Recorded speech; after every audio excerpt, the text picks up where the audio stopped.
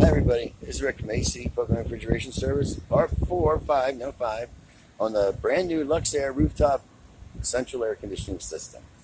Okay, so, this is what we got.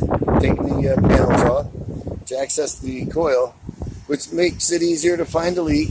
I zeroed in on it. I'm going to put this little Freon in here. And this is discolored down here. I can feel it right there. That's leak right there. Alright, so that's good. I don't have to take the top off and deal with the condenser fan motor and all that stuff. So I'm going to mark this area right there.